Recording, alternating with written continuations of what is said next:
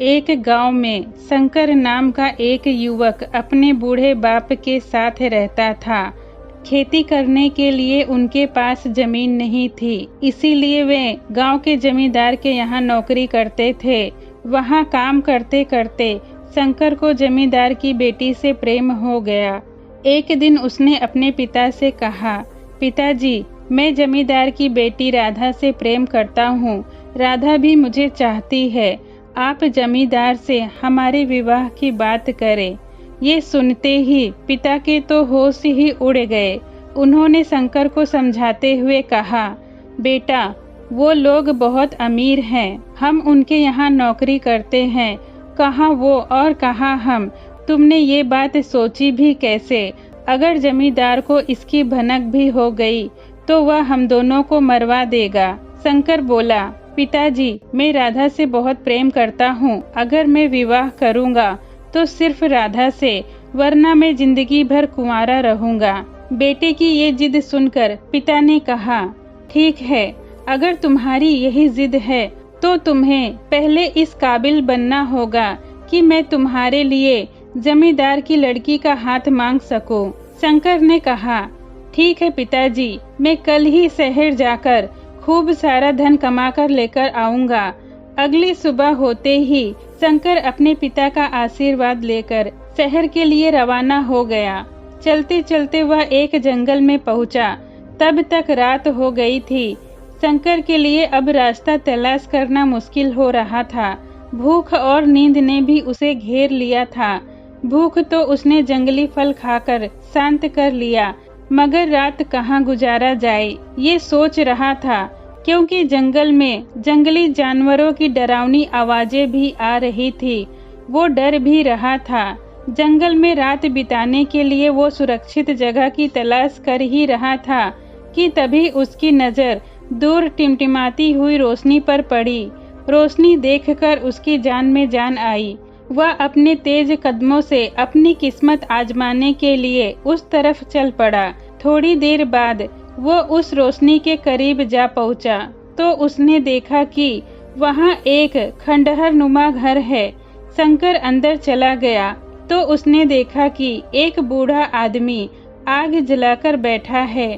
शंकर ने उस बूढ़े को नमस्ते किया तो बूढ़े आदमी ने भी मुस्कुराकर उसके नमस्ते का जवाब दिया। शंकर बोला, बाबा, क्या मैं यहाँ एक रात के लिए ठहर सकता हूँ? मुसाफिर हूँ, सुबह होते ही यहाँ से चला जाऊंगा। बूढ़े ने इनकार करते हुए कहा, ये घर जिनका है वो थोड़ी ही देर में वापस आते ही होंगे। अगर उन्होंने तुम्हें यहाँ देख लिया तो वह सबसे पहले मेरी जान लेंगे, फिर तुम्हें भी मार देंगे।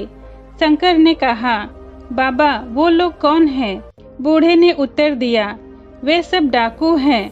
वे लोगों को तरह तरह से ठगते और लूटते हैं। मैं उनका नौकर हूँ।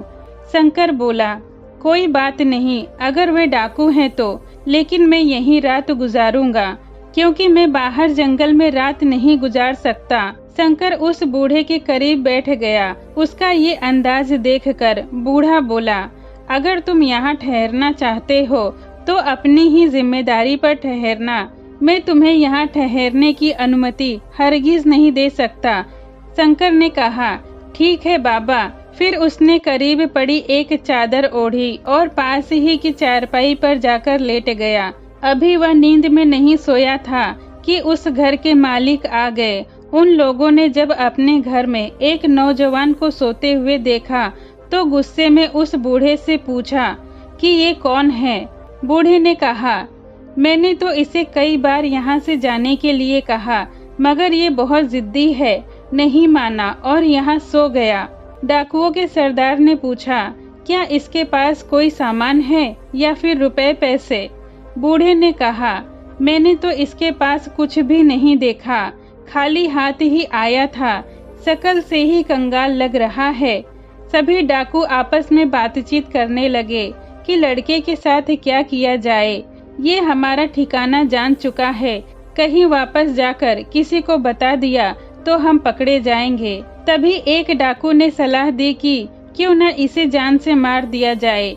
अभी वे सब इसी तरह की बातें कर ही रहे थे कि शंकर एकदम से उठा और बोला, अरे भाइयों, मुझे जान से मारने की क्या जरूरत है। ना मेरे पास घर है, ना कोई रिश्तेदार, और ना ही मेरे पास कोई धन दौलत है। क्यों ना आप ऐसा करें कि मुझे भी अपने साथ शामिल कर ले। उसकी बात सुनकर डाकू हैरान हुए। डाकुओं का सरदार बोला, तुम जानते हो हम लोगों को लूटते और ठगते हैं, और घर की देखभाल करने के लिए हमारे पास ये बूढ़ा आदमी है। हमें तुम्हारी जरूरत नहीं है। शंकर बोला, मैं लूटने में आप सबकी मदद कर दूंगा। उसकी ये बातें सुनकर सरदार बोला, क्या तुम लोगों को ठगना जानते हो? शंकर बोला, अगर आप मुझे अपने साथ रखोगे तो मैं जल्दी ही सीख जाऊंगा कि लोगों को कैसे ठगते हैं। उसकी ये बातें सुनकर सभी डाकू दूसरी तरफ जाकर सलाह मशवरा करने लगे।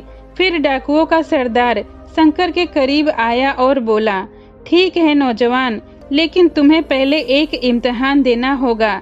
यहाँ पास के गांव में एक किसान रहता है। उसके पास 3 हट्टे कट्टे सुंदर बैल हैं। मुझे पता चला है कि वो कल उन बैलों को बेचने के लिए पास के ही रास्ते से गुजरेगा। अगर तुम किसान को बिना चोट पहुँचाए उसके बैलों को ठग सकते हो तो हम तुम्हें अपने झुंड में शामिल कर लेंगे।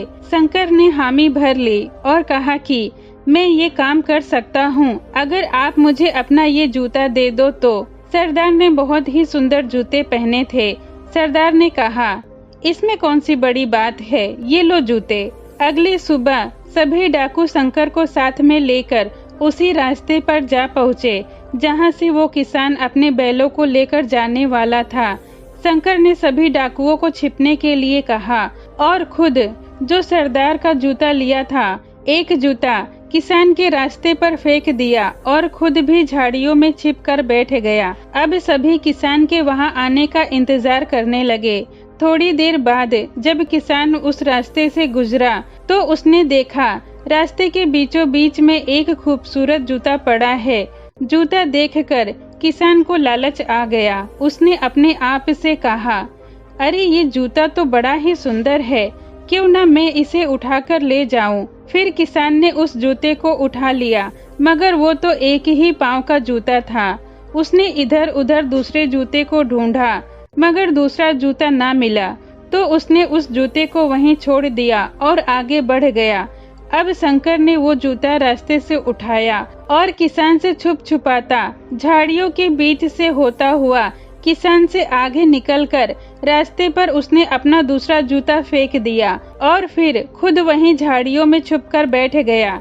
किसान ने दूसरे जूते को रास्ते पर देखा तो अपना माथा पीट लिया। उसने सोचा कि मैं भी कितना बेवकूफ हूँ जो उस जूते को वहीं छोड़ आया हूँ। किसान ने सोचा कि वह पीछे जाकर दूसरा जूता ले आए, मगर बैल तो धीरे धीरे चलेगा, वापस जाने आने में देर हो जाएगी। इसलिए उसने अपने बैल को एक पेड़ के साथ बांध दिया और जूते को उठाने के इरादे से पीछे वापस मुड़ा। किसान वहां पहुंचा जिस जगह उसने पहले वाले जूते को देखा था। अब वहां उसे वो जूता नहीं मिला। इस बीच शंकर उसके बैल को लेकर 9-2-11 हो गया। किसान निराश होकर वापस आया तो उसने देखा कि वहां तो उसका बैल नहीं है और न ही वो दूसरा जूता है। किसान को समझते देर न लगी कि किसी ने उसे ठग लिया है। बेचारे को अब डर लगने लगा कि घर जाकर बीबी को क्या जवाब दूंगा। फिर उसने सोचा कि क्यों न मैं चुपचाप दूसरा बैल भी लेकर आऊं और उसे बेचकर उसके पैसे बीबी को दे दूं। किसान ने ऐसा ही किया। उधर शंकर ने किसान को इस तरह ठगा तो डाकू बड़े खुश हुए। उन्होंने कहा कि अगर तुम दूसरा बैल भी इसी अंदाज से ठग सको तो हम तुम्हें मुंह मांगा इनाम देंगे। शंकर राजी हो गया। उधर किसान अब दूसरा बैल लेकर उसी रास्ते से गुजरा तो शंकर ने अपने आप को एक रस्सी से पेड़ के साथ बांध लिया जो उसी रास्ते के किनारे पर था। किसान को आता देखकर शंकर चिल्लाने लगा कि भाई मुझे बचा लो, मुझे बचा लो। किसान ने उसकी तरफ देखा और इधर उधर भी देखा, फिर बोला, तुम्हें यहाँ किसने बांध दिया है? मैं जरूर तुम्हारी मदद करता, मगर पहले ही मैं अपना एक बैल खो चुका हूँ, इसीलिए अब रुक नहीं सकता। मुझे जल्द से जल्द इस बैल को बेचकर वापस घर जाना है। इतना कहकर किसान अपने बैल को लेकर आगे बढ़ गया। उसके आगे बढ़ते ही शंकर ने अपने आप को आजाद किया और तेजी से झाड़ियों में से होते हुए किसान से आगे निकलकर फिर से निकट के ही एक पेड़ में अपने आप को रस्सी से बांध लिया। किसान जब आगे जाकर उस नौजवान को पेड़ से बंधा देखा तो बोला, अरे तुम तो वही हो ना जो पीछे भी एक पेड़ से बंधा है। तुम कोई जादूगर हो या कोई भूत हो, मैं तुम्हारी इस मामले में मदद नहीं कर सकता। शंकर ने कहा, भगवान के लिए मुझे बचा लीजिए। डाकुओं ने हम दोनों भाइयों को यहाँ बांध दिया है। हम दोनों जुड़वा हैं। हमारी माँ हम दोनों भाइयों की राह देख रही होगी। इतना सुनते ही किसान ठिठक गया और बैल को एक पेड़ से बांधकर बोला, पहले मैं देख कर आता हूँ कि तुम्हारा वो भाई वहीं बंधा है या नहीं। इतना कहकर वो किसान उस नौजवान को देखने के लिए पीछे मुड़ गया। किसान थोड़ा आगे चला ही था कि शंकर ने अपने आप को आजाद किया और किसान का दूसरा बैल भी लेकर चंपत हो गया। अब किसान वहां पहुंचकर देखा तो वहां उसे कोई नौजवान पेड़ से बंधा नहीं मिला। वो घबरा गया और भागता हुआ वापस अपने बैल के पास आया। वहां उसे ना ही उसका बैल मिला और ना ही वो नौजवान जो पेड़ से बंधा था। किसान के तो अब होश गुम हो गए। थोड़ी देर बाद उसने अपने आप को संभाला और फिर सोचा, आज उसकी बीवी उसे कहीं का नहीं छोड़ेगी। खैर, उसने फिर तीसरे बैल को भी बेचने का इरादा करके चुपचाप घर जाकर तीसरा बैल खोलकर उसे बेचने के लिए चल पड़ा। किसान अपनी बीवी से बहुत डरता था। उसको बैलों को खो जाने का उतना गम नहीं था जितना उसकी बीवी का डर था। अब इधर डाकू शंकर के इस कारनामे से बहुत खुश हुए। उन्होंने शंकर से कहा, यदि तुम इसी तरह किसान के तीसरे बैल को भी ठग कर ले आओ तो हम तुम्हें अपना सरदार बना लेंगे। शंकर ने फिर हामी भर ली और उसी रास्ते पर जाकर छुपकर बैठ गया जहां से किसान अपना तीसरा बैल लेकर जाने वाला था। जब शंकर ने किसान को अपने करीब आता देखा तो उसने बैलों के जैसे आवाजें निकाली। किसान के तो कान खड़े हो गए। उसने सोचा, मेरे जो दो बैल पहले गुम हो गए थे शायद यहीं कहीं भटक रहे हैं। ये उन्हीं की ही आवाज है। किसान ने अपने तीसरे बैल को एक पेड़ के साथ बांधा और बैलों को ढूंढता हुआ झाड़ियों में चला गया जहां से उसे बैलों की आवाजें आ रही थी। शंकर ने मौका पाकर किसान के तीसरे बैल को भी खोलकर ले भागा। उधर किसान ने अपने बैलों को खूब ढूंढा और आवाज भी लगाई पर उसे कुछ नहीं मिला।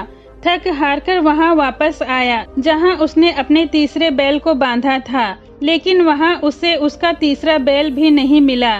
किसान अब पागल सा हो गया, रोने पीटने लगा।